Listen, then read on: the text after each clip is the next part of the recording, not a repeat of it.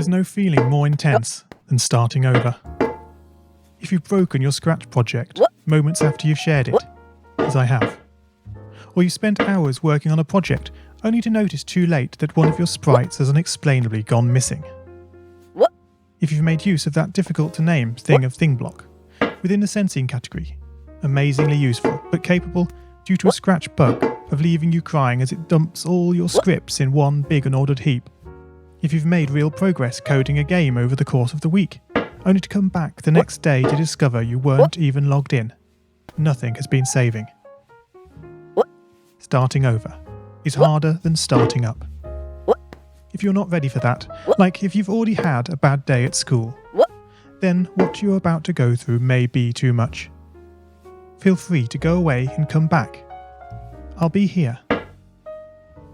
Alright, thanks for coming with me on this trip. I'll understand if you need to take a break at any point.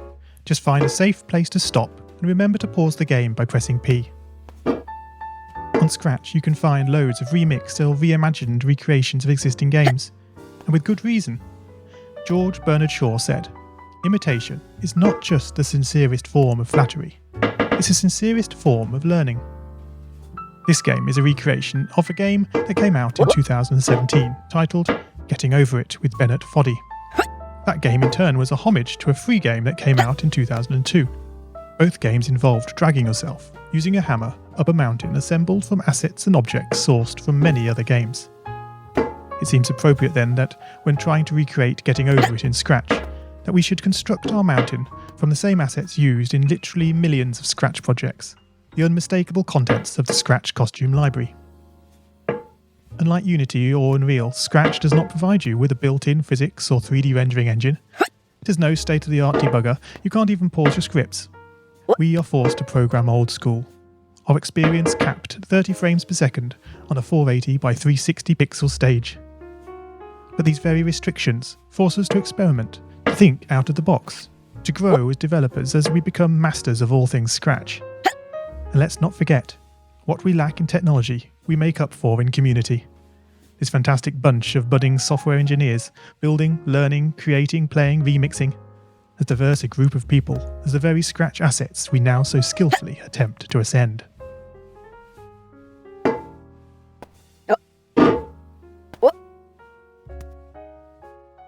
The act of climbing, in the digital world or in the real world, has certain essential properties that give the game its flavour. No amount of forward progress is guaranteed. When you start Getting Over It, you're standing next to a dead tree, which blocks the way for the entire rest of the game. You prod and poke at it, exploring the limits of your reach and strength, trying to find a way up. When starting a new Scratch project, that initial blank slate is both refreshing and at times a little scary. Wouldn't it be great if we could travel forward in time and review our finished projects to see how well they turned out?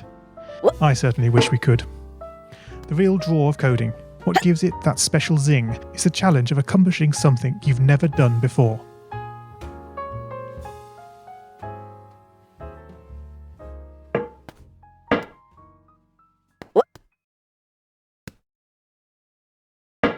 Oh man, you lost a lot of progress.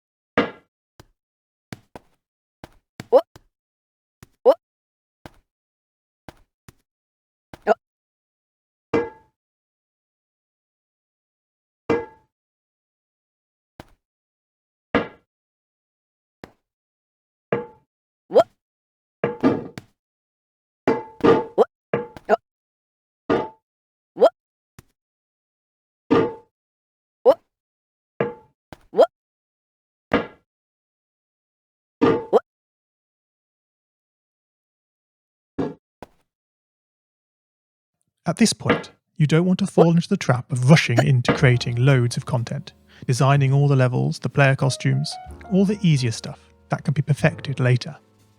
No, before all that, you need to prod and poke that tree.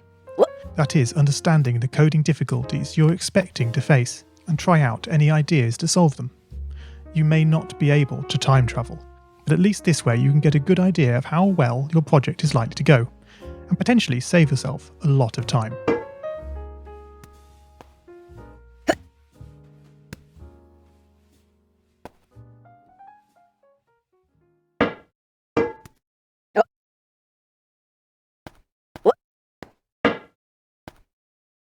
Whoops, oh dear.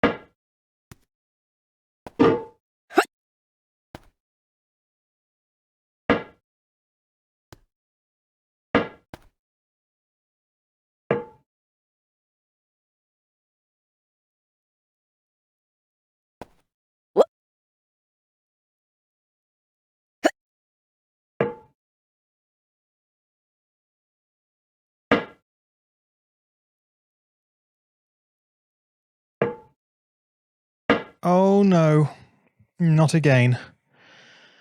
Pick yourself up, brush yourself off. Back up you go,